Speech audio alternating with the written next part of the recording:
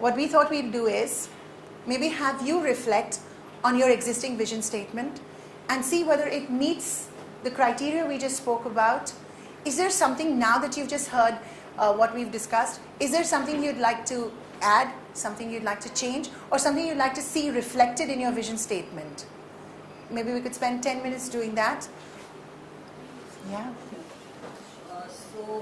We work with deaf babies, just to give you an introduction. Very young deaf children. So what I've written is, it's a 3-point vision statement. Name of your organization? I Hear Foundation. I Hear Foundation.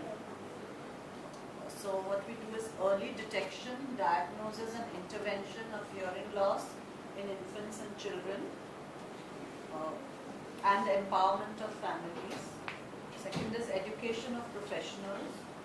And third would be creating a sensitized environment. So basically an awareness of hearing loss with a larger population.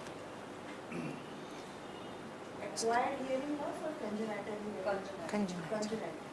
And with hearing loss, any other disability, or it's a purely hearing loss? We work with purely hearing loss. So we have various programs. But where the teaching part goes, it's basically purely hearing loss because we are not trained in any other. Right? So if it's a deaf blind, we don't have the expertise. It has to have congenital hearing loss. No, it could be acquired, but basically it's very young children. So we have like 6 months, 4 months. So that is why the early detection. We do newborn screening. Newborn screening. Neonatal care. Newborn screening we do at hospitals. We go to KEM and Messina and Noor, and we have it at our own center.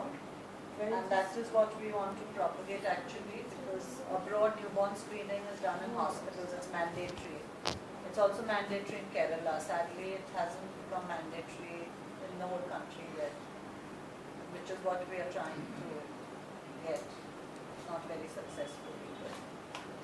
So what did we, what did you start out with? Early detection, diagnosis and intervention of hearing loss in infants and children, and empowerment of their families. Of their families, yes. Right? That would be one. And I think we can make it more concise, but this is what we've done. The second is education of professionals. Yes. In our field, obviously. Correct. And the third is creating a sensitized environment. Correct. So then, this is what, right. So earlier, we were talking about what you've done and what we refined it, correct? So we started off with early detection, diagnosis and intervention of hearing loss in children. And written. And then she's also listed what's the main, maybe you could say what they work towards. So those were all listed down. And based on that, because we want this to be self-descriptive, it is the top and it is on a very broad level, but at the same time, it should convey all the message. It should convey the entire message, not losing out on anything. So then we thought, when we went through these points, that empowerment of families is equally important. And so is the training of professionals. And then the larger one picture is creating a sensitized environment around the children. Now this environment could be, you could either look at it just locally, focused within families, or then you could look at it largely with society.